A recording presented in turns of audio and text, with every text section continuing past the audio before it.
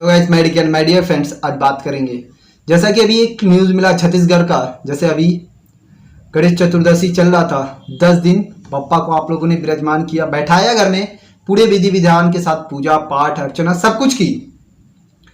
जब जल में प्रवाहित करने की बारी आती है तो यहाँ मैं बताना चाहूँगा, मैं किसी पे उंगली नहीं उठाना चाहता, लेकिन जो हमारा जो सिस्टम था अब वो शायद बदल रहा है।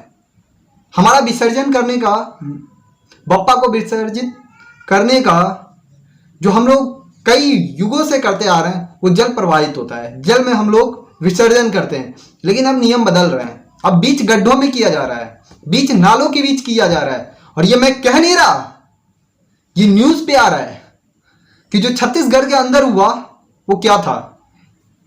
पहले नगर निगम, कब से आज नगर निगम हमारा इतना एक्टिव हो गया है, इतना काम करने लगा है सर कि शहर के कचरों को छोड़ करके आज बप्पा को विसर्जन करने में लग जाते हैं। हेलो, जो न्यूज पे फोटो आ रही थी, जो ग्रैप्स आ रहे थे, जो वीडियो चल रहा था, उससे तो यही लगा कि अब हिंदू धर्म को टारगेट किया जा रहा है सर। एक एक करके सारे त्योहार को जीरो बनाया जा रहा है। बप्पा को, जिस भगवान की प्रतिमा को आप पूरी विधि विधान के साथ 10 दिन पूजा पाठ किया ना, उसी बप्पा को वो लोग किरान से उठा रहे थे। हेलो, कार्रवाई हो चुकी है, 10 लोग सस्पेंड भी हैं, 2 लोग को ड्यूटी से हटा दिया गया, ये सब चीज हो चुकी है। लेकिन उसके बाद की जो बात है, जो अभी हाल ही में अभी नवरात्र आ रहा है, फिर ऐसे दृश्य देखने को मिलेंगे। तो मैं महंत योगी आदित्यनाथ जी महाराज से कहना चाहता हूं कि हमारे यूपी के अंदर या पूरे भारत के अंदर जहां सनातनी हैं, जैसा वेदों में लिखा गया है उसी तरीके से विसर्जित करवाएं। और अगर इस बात से अब लोग यहां चले आते हैं कि जल को साफ करना है, तो इसलिए उसमें मूर्ति नहीं गिराई जाएगी। तो मैं कहना चाहता हूं कि भारत का सबसे ज्यादा जो कचरा निकलता है ना, नाला नाली और कंपनी के केमिकल वगैरह, ये सब जाते कहां है? घर में। ये सब नदी में ही जाते हैं, तो उससे नदी गंदी नहीं होती। लेकिन साल में एक दिन अगर माता जी का विसर्जन हमको अगर नदी में करना है, तो उसके लिए जल गंदी हो जाती है। हेलो,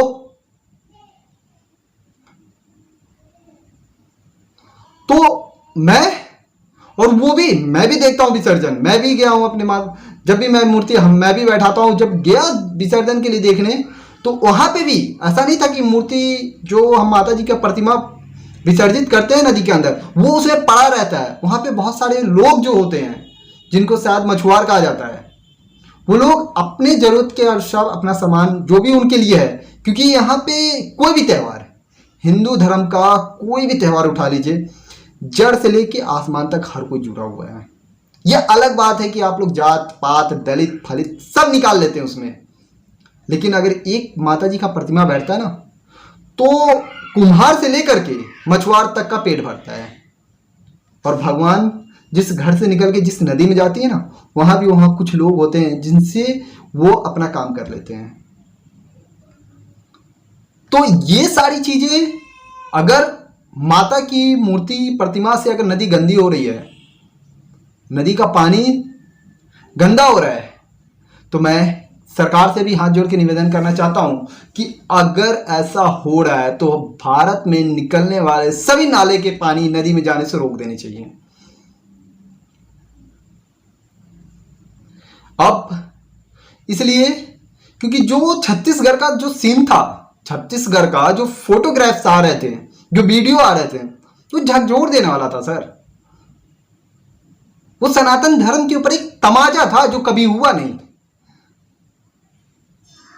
आज 2-4 दिन ऐसे चलेंगे फिर बंद, लेकिन मैं हाथ जोड़ के निवेदन करना चाहता हूं कि ऐसे इस नवरात्र पूजा में जो पवित्र त्यौहार 9 दिन का होता है, उसमें प्लीज ऐसी कोई व्यवस्था बनाइए, ऐसी कोई न्याय व्यवस्था बनाइए, ऐसा दीजिए सबको साधन कि हम लोग अपने माता को, अपनी जो 9 दिन की प्रतिमा बैठा करके 10वें दिन विसर्जित करते हैं, उसे अच्छे से कर सकें।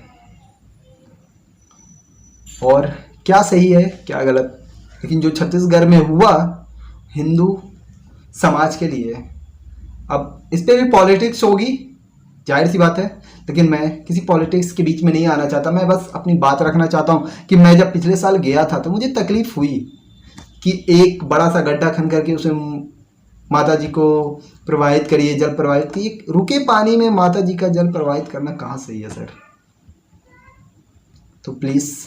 और आज हमारे राजघाट पे एक बैरिकेडिंग लगा दिया गया है कि वहाँ से लोग सुसाइड कर रहे हैं, इसलिए वो बैरिकेडिंग लगा दी गई जहाँ से मूर्ति विसर्जन की जाती थी। मैं पूछना चाहता हूँ कि जिनको मरना होगा ना, उसे आप रोक नहीं पाएंगे।